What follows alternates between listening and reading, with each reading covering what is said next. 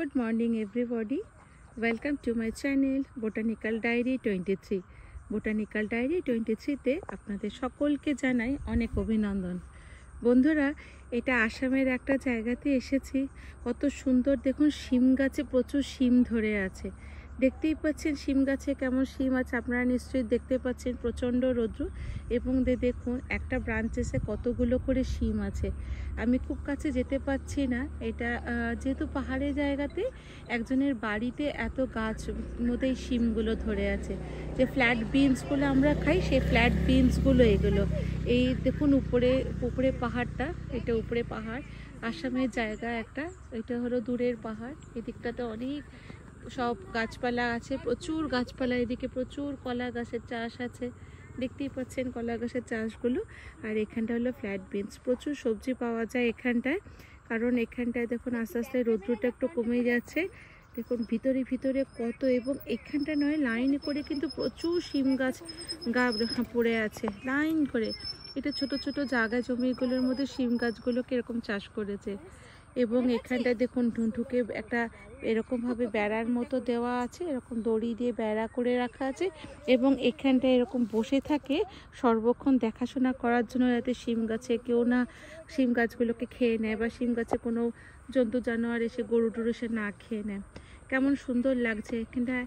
এটা আমার জন্মস্থান, এখানটায় এসেছি, তাই দেখুন ভাবলাম আপনাদের সাথে এই ছোট ভিডিওগুলো বানিয়ে দেখাই। পুরো গাছ জুড়ে এরকম শিম গাছ, শুধু শিম গাছ, এবং গোলাপি আর হলুদ ফুল ধরে আছে, গোলাপি আর সাদা ফুল হয়েছে। এবং প্রত্যেকটা জায়গায় গাছের ভিতরে শিমগুলো ঝুলছে। আপনারা হয়তো সবগুলো শিমকে বুঝতে পারছেন কিনা। দেখুন এই দেখুন কি সুন্দর, একদম দেখুন শিমগুলো কি সুন্দর লাগছে। ছিঁড়তে একদম ইচ্ছা করছে না, কিন্তু আরও কাছে গিয়ে দেখতে খুব ইচ্ছা করছে, কিন্তু এর থেকে বেশি দূরে যাওয়াটা আর সম্ভব হয়ে উঠবে না। এবং দেখুন কালো শিম, সবুজ কালো শিম, ফ্ল্যাট বিনস, এগুলো এখানটা খুব হয়। শীতের জায়গা বলে এখানটা খুব ভালো চাষ হয়।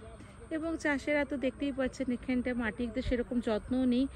এই গাছের উপরে, পাতাবাহারি গাছের উপরে বা যে জংলি গাছ থেকে তার উপরে এই শিম গাছগুলো হয়েছে। আলাদা করে কোনো শিমের মাচাও বানায়নি, লম্বা করে শুধু এরকমভাবে গাছগুলোর উপরে শিম গাছগুলোকে রেখেছে। কত ভালো লাগছে দেখতে, দারুণ লাগছে। কেমন লাগছে আপনারা আমাকে অবশ্যই জানাবেন, আমার সাথে থাকবেন।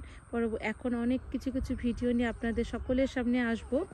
আপনারা আমাকে বলবেন আপনাদের কেমন লাগছে। আর এই ভিডিওটা যারা আপনারা আসাম থেকে দেখছেন তাদের সকলকে বলছি, কাইন্ডলি আমার সাথে থাকবেন, আমার চ্যানেলটিকে সাবস্ক্রাইব করবেন, লাইক করবেন, কমেন্ট করবেন, শেয়ার করবেন। এবং এই চতুর্দিকের দৃশ্যটা কেমন লাগছে আমাকে জানাবেন।